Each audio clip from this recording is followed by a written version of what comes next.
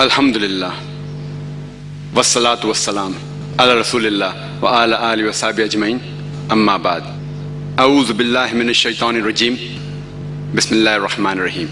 ادعو الی سبیل ربک بالحکمہ والموعظۃ الحسنہ وجادلہم باللتی احسن، رب اشرح لی صدری ویسر لی امری واحلل عقدۃ من لسانی یفقہوا قولی۔ محترم شعیب اقبال صاحب، منچ پہ بیٹھے ہوئے علماء، میرے بزرگوں اور میرے بھائی اور بہنوں، میں آپ سب کا اسلامی طریقے سے خیر مقدم کرتا ہوں۔ السلام علیکم ورحمۃ اللہ وبرکاتہ۔ اللہ سبحانہ و تعالیٰ کی برکت اور رحمت آپ سب پہ ہو۔ آپ میں سے اکثر لوگ جانتے ہوں گے کہ میں تقریر اکثر انگریزی میں ہی کرتا ہوں۔ چند موقع پہ جب آرگنائزر اصرار کرتے ہیں کہ میں اردو میں ہی کہوں، چند موقع پہ صرف میں اردو میں تقریر کر چکا ہوں۔ اسی لیے آج بھی آرگنائزرز نے مجھ سے کہا ہے، جامعۃ اہل حدیث دلی کے، کہ تقریر صرف ہندی یا اردو میں ہونا چاہیے۔ اور آپ یہ جانتے ہوں گے کہ مجھے مہارت الحمدللہ انگریزی میں ہے، اردو زبان پہ مہارت نہیں ہے۔ تو آج کی تقریر میں جو بھی غلطیاں ہوں گی اس کے لیے معذرت چاہتا ہوں میں۔ اکثر جب میں انگریزی میں بھی تقریر کرتا ہوں، جو بھی غلطیاں ہوتے ہیں وہ شیطان اور میرے طرف سے ہوتے، جو حق کی بات ہوتی ہے وہ اللہ سبحانہ تعالیٰ کی طرف سے ہوتے۔ لیکن آج کیونکہ خصوصاً میں اردو میں تقریر کر رہا ہوں تو ظاہر ہے کہ غلطیاں اور ہوں گی، تو اس کے لیے معذرت چاہتا ہوں۔ آج کی تقریر کا موضوع ہے اسلام کے متعلق غلط فہمیاں۔ اور ہر مسلمان یہ جانتا ہے کہ اس کا فرض ہے کہ وہ اسلام کی دعوت غیروں تک پہنچائے۔ اور اس تقریر کے شروع میں نے قرآن مجید کی ایک آیت کی تلاوت کی، سورہ نحل، سورہ نمبر 16، آیت نمبر 125۔ اس میں اللہ سبحانہ تعالیٰ فرماتے ہیں، ادعو الی سبیل ربک بالحکمہ والموعظۃ الحسنہ وجادلہم باللتی احسن، جس کے معنی ہے کہ سب لوگوں کو بلاؤ اللہ کی راہ کی طرف، حکمت کے ساتھ اور اچھی باتوں کے ساتھ، اور لوگوں سے بحث کرو حسن کے ساتھ اور اچھے طریقہ کار کے ساتھ۔ لوگوں کو اسلام کا پیغام پہنچانے کے کئی طریقے ہیں۔ کچھ طریقے میں سفلتا اور ملتی ہے، کچھ میں کم سفلتا ملتی ہے۔ سب سے عام طریقہ جو مسلمان استعمال کرتے ہیں اسلام کا پیغام پہنچانے کے لیے غیر مسلم کو، وہ ہے کہ اسلام کے بارے میں سینکڑوں اچھی باتیں کرتے ہیں۔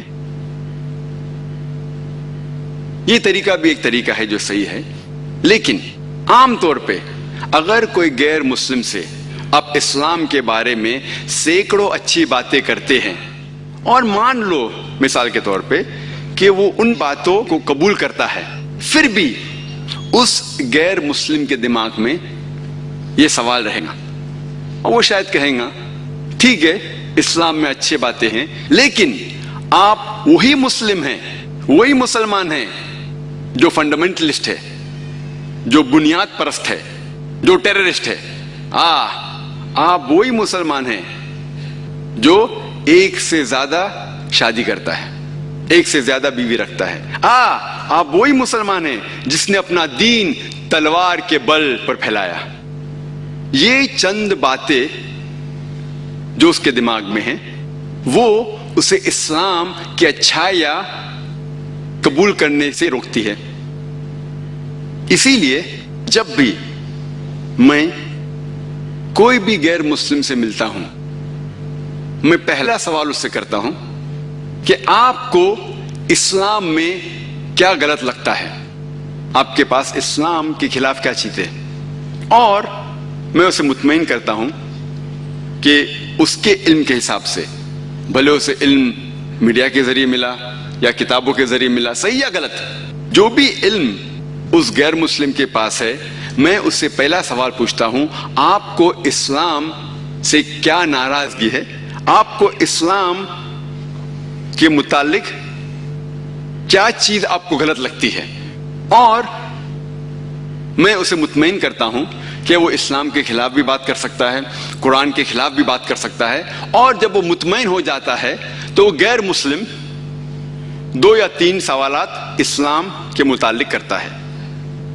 اور میرے 10 سال سے زیادہ تجربے میں اس نتیجے پہ پہنچا ہوں کہ لگ بھگ عام غیر مسلم کے دماغ میں 20 سوالات اسلام کے متعلق ہے، اور یہ سوالات جو ہیں کبھی بھی آپ غیر مسلم سے پوچھیں گے کہ آپ کو اسلام کے بارے میں کیا ناراضگی ہے، آپ کو اسلام کے بارے میں کیا چیز پسند نہیں ہے، تو وہ 2 یا 3 یا 4 سوالات کرتا ہے، اور الحمدللہ یہ سوالات یہ 20 سوالاتوں میں سے ہی ہوتا ہے۔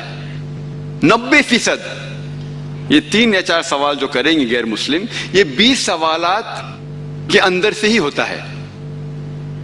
یہ کامن عام 20 سوالات جو غیر مسلم کے ذہن میں کیسے آئے؟ جس طریقے سے میڈیا اسلام کو پیش کرتا ہے اس طریقے سے یہ سوالات آتے ہیں، اور آج کی انٹرنیشنل میڈیا، چاہے وہ انٹرنیشنل نیوز پیپر ہو، انٹرنیشنل میگزین ہو، ریڈیو اسٹیشن ہو، ٹیلی ویژن سیٹلائٹ چینل ہو، یہ سب انٹرنیشنل میڈیا اسلام کے متعلق غلط فہمیاں پھیلاتے ہیں، اور کچھ میڈیا خصوصاً اسلام کے خلاف پروپیگنڈا کرتے ہیں، اور جس طریقے سے میڈیا اسلام کو پیش کرتا ہے اس طریقے سے یہ سوالات ان کے ذہن میں آتے ہیں۔ آج کی تاریخ میں جو 20 سوالات عام غیر مسلم کے دماغ میں ہیں، 10-20 سال پہلے یہ سوالات کچھ اور تھے۔ 20 سال بعد شاید یہ سوالات پھر بدلیں گے۔ جس طریقے سے میڈیا اسلام کو پیش کرتا ہے اس طریقے سے یہ سوالات غیر مسلم کے دماغ میں آتے ہیں، اور یہ 20 سوالات سارے دنیا میں، سارے ممالک میں وہی ہے۔ کچھ 1 یا 2 سوالات ڈپینڈنگ اپون دا سوسائٹی، معاشرے کے حساب سے، اس سوسائٹی کے کلچر کے حساب سے شاید 1 یا 2 سوالات اور ہوں گے، لیکن یہ باقی 20 سوالات سارے دنیا کے ممالک، بھلے امریکہ ہو، انگلینڈ ہو، سنگاپور ہو، ملیشیا ہو یا انڈیا ہو، یہ سوالات سیم ہیں، وہی ہیں۔ جتنا وقت مجھے دیا گیا ہے اس وقت میں شاید ممکن نہیں کہ میں سارے 20 سوال کا جواب دوں، کوشش کروں گا کہ کم از کم آدھے سوالات کا جواب دوں۔ آج کی تاریخ میں اگر ہم یہ سارے سوالات کا جواب حکمت سے قرآن اور صحیح حدیث کی روشنی میں دے، بھلے غیر مسلم اسلام قبول نہیں کرے لیکن کم از کم ان کے دل میں جو نفرت ہے وہ کم از کم دور کر سکتے ہیں، اور ہمارا فرض ہے کہ غلط فہمیاں ہم غیر مسلم کے ذہن سے دور کریں۔